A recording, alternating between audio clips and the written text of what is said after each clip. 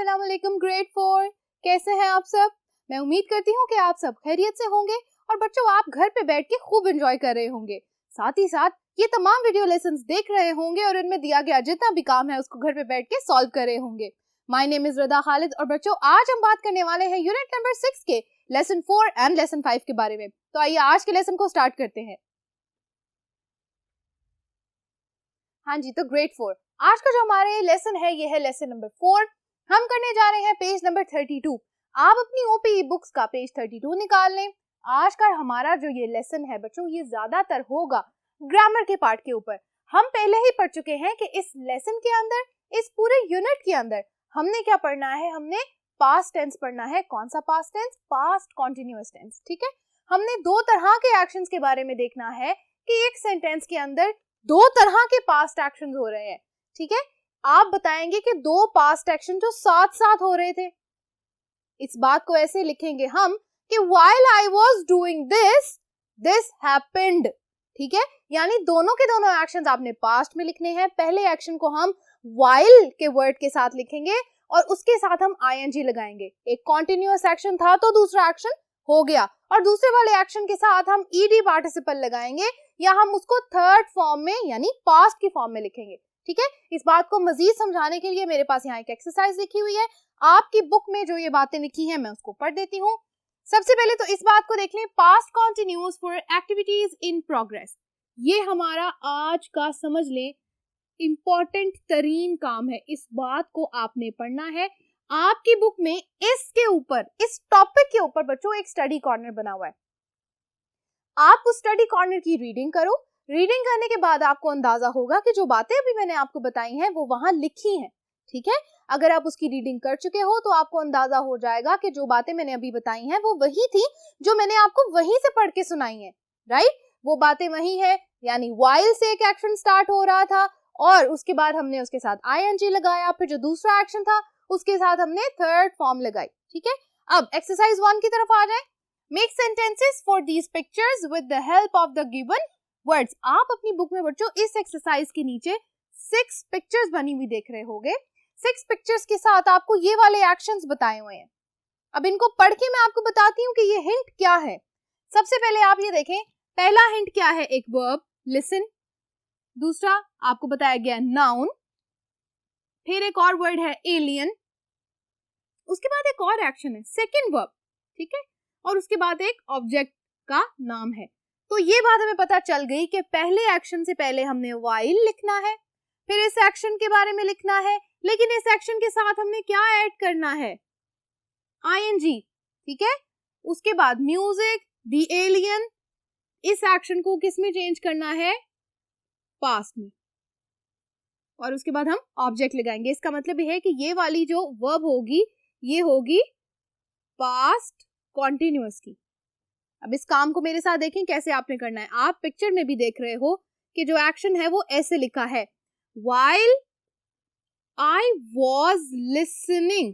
अब देखें, मैंने listen को ing पार्टिसिपल लगा के और was की हेल्पिंग वर्ब लगा के क्या बना दिया है? पास्ट का एक्शन। ठीक है, while I was listening to music। ठीक है, कॉमा, अब उसके बाद क्या हुआ? The alien। उस एलियन ने क्या किया?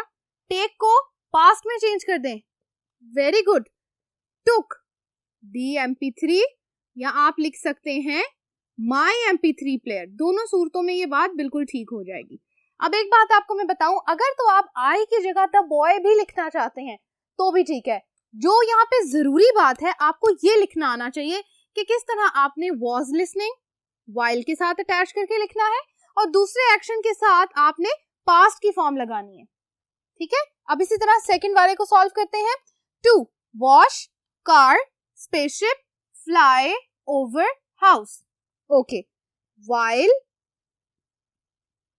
I was washing, पहले एक्शन के साथ ing, the car, comma, a spaceship, अब फ्लाई को किस में लिखेंगे? पास्ट में, फ्लू ओवर माई हाउस। समझ आ गई? Okay. Third, I hope second और फर्स्ट की भी आपको समझ आ गई होगी। मैं साथ ही साथ इन एक्शंस को भी अंडरलाइन कर देती हूँ ताकि आपके लिए इनको समझना मुश्किल ना हो। ओके, नंबर 3, वेट, ट्रेन, सी, फ्लैशिंग लाइट्स। ओके, while, शाबाश, I was waiting for the train, comma, उसके बाद क्या हुआ? I saw, सी किस में चेंज हो जाएगा? saw में, I saw flashing lights, full stop। अब एक्शंस को अंडरलाइन कर लेते हैं। while, was watching and saw। I hope बच्चों यहां तक की ये बातें आपको समझ आ गई होंगी और आपने ये 3 सेंटेंसेस अपनी नोटबुक में लिख लिए होंगे और साथ ही साथ इन सेंटेंसेस के आपने उन पिक्चर्स को भी देखा होगा और आपको समझ आ गया होगा कि ये एक्शन कैसे हो रहे थे, दोनों के दोनों एक्शन साथ साथ। ठीक है? Okay. Okay, number 4, sit in park, alien take photos. Okay, number 4, while I was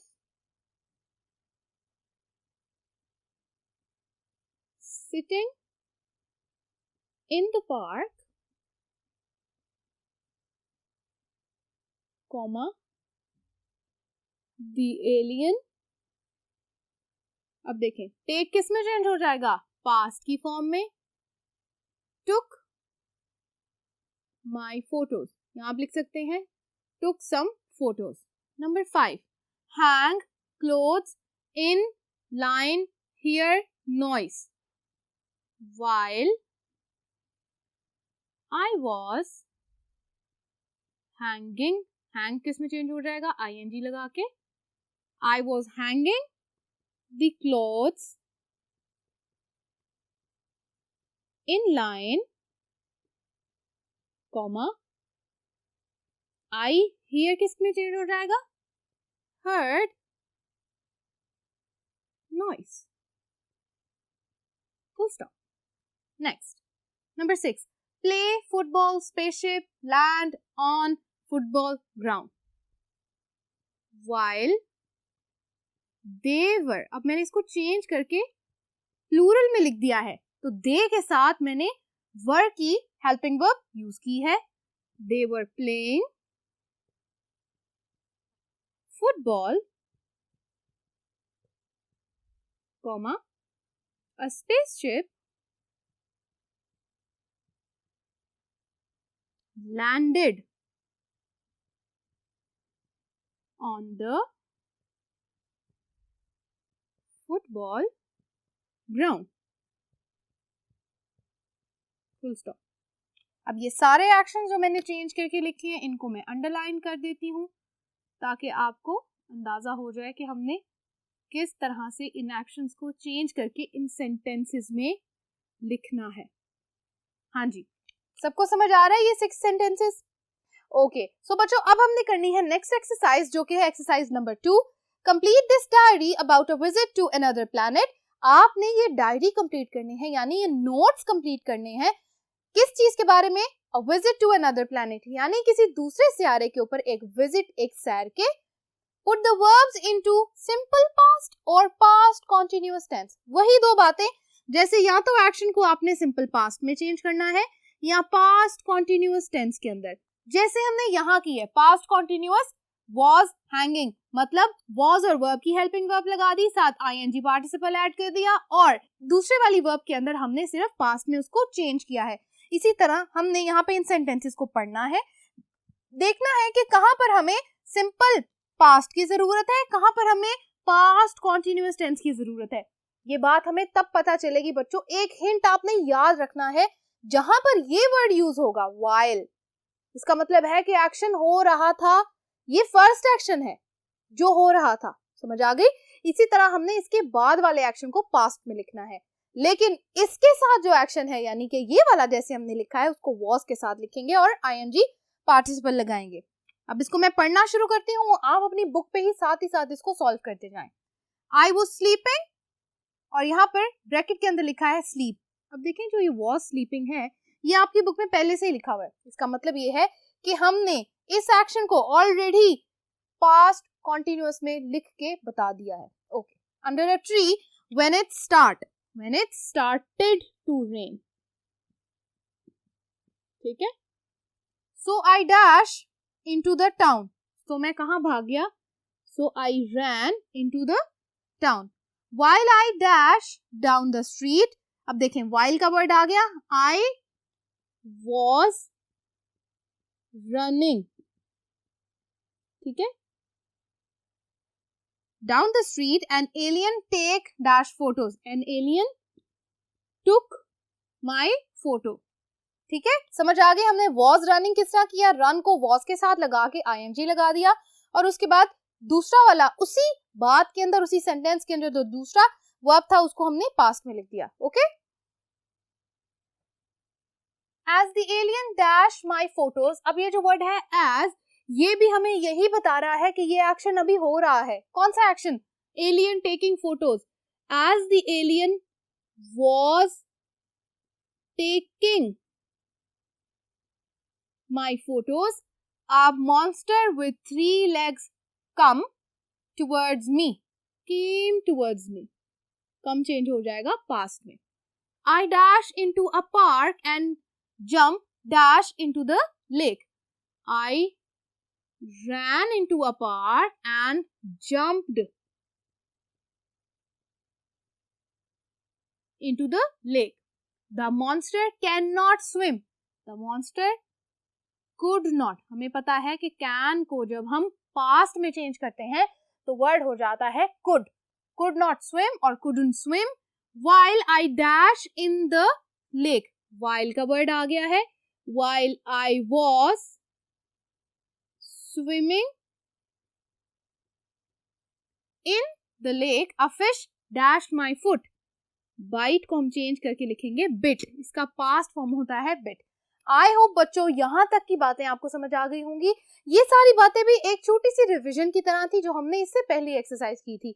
अब आपको समझ आ गया कि पास्ट, कॉन्टिन्यूअस और सिंपल पास्ट टेंसेस को एक साथ एक सेंटेंस में डबल एक्शन के साथ कैसे बताया जाता है। ठीक है, तो अगली एक्सरसाइज जो हमने करनी है वो exercise number 3, finish the diary in your own words. यहाँ पर बच्चों आपकी बुक पे आपको 4 पिक्चर्स नजर आ रही हैं। इन 4 पिक्चर्स के अंदर आपको जो एक्शन हुआ हुआ नजर आ रहा है हमने उसको इसी तरह लिखना है, पास्ट कॉन्टिन्यूअस में और सिंपल पास्ट के अंदर। ठीक है, आप यहाँ पर देखें मैंने सिर्फ छोटे छोटे हिंट्स लिख दिए हैं ताकि इन हिंट्स को लेके हम क्या करें, पूरे सेंटेंसेस बना सकें। सबसे पहले आपको लिखा हुआ नजर आ रहा होगा इस एक्सरसाइज के नीचे, while we were coming back to earth we passed the moon।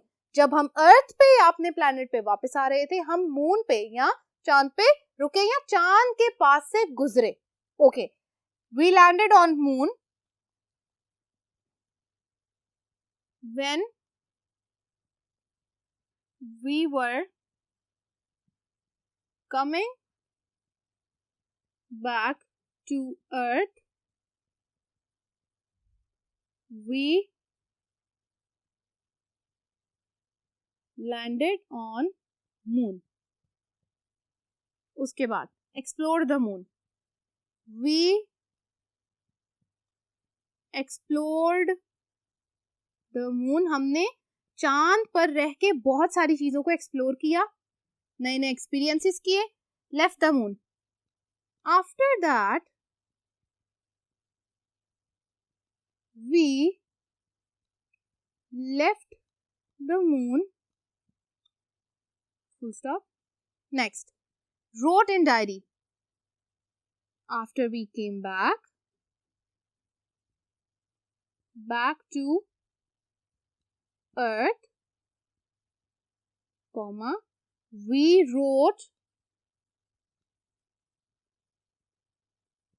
everything in our diaries।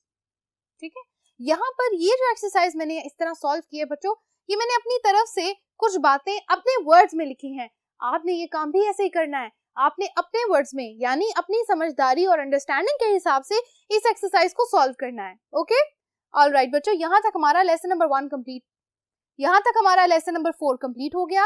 अब हम बात करने जा रहे हैं लेसन नंबर 5 के बारे में, और लेसन नंबर 5 बहुत ही आसान है। हमने इस बारे में अपनी सोशल स्टडीज में बहुत दफा पढ़ा है, तो आज हम उस सोशल स्टडीज के टॉपिक की एक छोटी सी रिवीजन करने वाले हैं।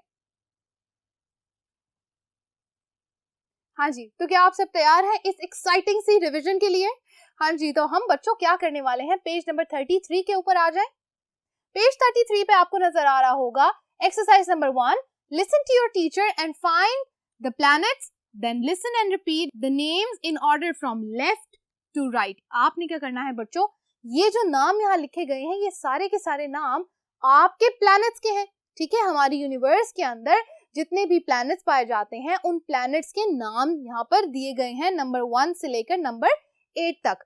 हमने इनको पढ़ना है, हमने देखना है कि क्या हमें ये लफ्ज बोलने आते हैं, क्या हमें पता है कि किस प्लैनेट का क्या नंबर है, कौन सा प्लैनेट किस नंबर पे आता है। Okay, let's start. Number 1 Mercury, number 2 Venus, number 3 Earth, number 4 Mars, number 5 Jupiter, number 6 Saturn, number 7 Uranus and number 8 is Neptune. हमें पता है ये ऑर्डर है, sun in the middle and then first one is Mercury, सबसे पहले आता है mercury, number 2 पे आएगा वीनस, फिर Earth, Mars, Jupiter, Saturn, Uranus and Neptune. ये बात तो आपको पता होगी कि 2006 के बाद से प्लूटो को हमने एक्सक्लूड कर दिया है रिसर्चेस के बाद कि प्लूटो जो है वो एक प्लैनेट नहीं है। ठीक है, ओके, तो हमारे पास 8 प्लैनेट्स ही मौजूद हैं। अब बच्चों ये तो हमने कर लिया इसका ऑर्डर। अब की दफा हमने क्या करना है, ये देखना है कि इस सारे के सारे ऑर्डर को लेफ्ट से राइट की तरफ देखना है। अब आप यहाँ पर देखें, सबसे पहले आएगा नेपच्यून, फिर आएगा यूरेनस, उसके बाद आएगा सैटर्न, फिर आएगा जुपिटर, फिर Mars, earth, Venus and mercury, और सबसे एंड पे हम क्या देख रहे हैं, हाँ जी सन। तो हमें ये सारी बातें पता चल गई बच्चों के लेफ्ट से राइट तक कैसे आएंगे और राइट से लेफ्ट तक कैसे जाएंगे। तो ये हमें छोटी सी रिवीजन आज करनी थी प्लैनेट्स के बारे में, जो कि हम कर चुके हैं। अगली एक्सरसाइज की तरफ आ जाए। How big are the planets, listen and match the sizes, then check your answers. अब आपने क्या करना है बच्चों, हर प्लैनेट का साइज बताना है। ठीक है, यहाँ पर कुछ हमें हिंट दिए गए हैं और इन हिंट्स के साथ हमने इन आंसर्स को मैच करना है। ओके, अब हम यहाँ से पढ़ते हैं इसको। ओके, ए शेप जो है वो है ग्रेप, यानी अंगूर के दाने के साइज जितना कौन सा प्लैनेट है? डी रेजिन यानी किशमिश जितना, बी पोमीग्रेनेट सीड यानी अनार के दाने जितना, वाटरमेलन तरबूज के साइज जितना। ठीक है, ग्रेप फ्रूट एक ग्रेप फ्रूट के साइज का। ठीक है, और उसके बाद पंपकिन। ये सारी बातें बच्चों हमने देखनी है, इनको सिर्फ ऐसे ही आइडिया लेने के लिए लिखा गया है कि अगर फॉर एग्जाम्पल एक प्लैनेट इतना बड़ा है जैसे वाटरमेलन, तो दूसरे का साइज उसके कंपैरिजन में इतना सा हो सकता है। तो सिर्फ हमने साइज कंपेयर करने के लिए इन चीजों का सहारा लिया है। असल में ये प्लैनेट इन फ्रूट्स जितने नहीं होते, ये सिर्फ हमने आइडिया लेने के लिए लिया है कि कौन सा प्लैनेट किस दूसरे प्लैनेट से साइज में कितना बड़ा है या कितना छोटा है। ठीक है, अब बारी बारी मैं आपको यहाँ बताती जाती हूँ। सबसे पहले बच्चों ये देखो, बुक में आपकी यहाँ पर ए लिखा हुआ है, इसका मतलब है वीनस जो है that is the size of a grape. एक ग्रेप के एक अंगूर के साइज जितना है प्लैनेट वीनस। उसके बाद यहाँ हम लिख देते हैं मर्करी के आगे आप लिख लें B, the size of pomegranate seed. Earth A, Earth भी किसके जितना है? ग्रेप साइज का। उसके बाद आएगा जुपिटर है एफ, देन सी यूरेनस सी साइज है, ग्रेप फ्रूट साइज। वीनस के लिए ए लिखा हुआ है। मार्स डी, डी पे हमारे पास है रेजिन किशमिश के साइज जितना, यानी मार्स बहुत छोटा सा प्लैनेट है। उसके बाद सैटर्न में हमारे पास आएगा ई, और उसके बाद लास्ट पे नेपच्यून के लिए भी हम लिखते हैं सी, जो कि है size of a grep fruit. अब आप इनको देख लें, इससे आप ये अंदाजा लगा सकेंगे बच्चों के कौन सा प्लैनेट किस साइज का है और उसका साइज दूसरे प्लैनेट के साइज से किस तरह छोटा या बड़ा है। ठीक है, यहाँ तक बच्चों ये छोटी सी एक फन एक्सरसाइज थी जो हमने आज सॉल्व की, और यहाँ तक हमारा लेसन नंबर 5 भी होता है बिल्कुल कंप्लीट। हमने आज मिलके कंप्लीट कर लिया यूनिट नंबर 6, और अब हम मिलने वाले हैं अगले वीडियो लेसन में, जहां हम कंप्लीट करने जा रहे हैं कुछ और मजेदार यूनिट्स। तब तक के लिए बच्चों अपना ख्याल रखो, अपना काम करते रहो, दुआ में याद रखिएगा। अल्लाह हाफिज।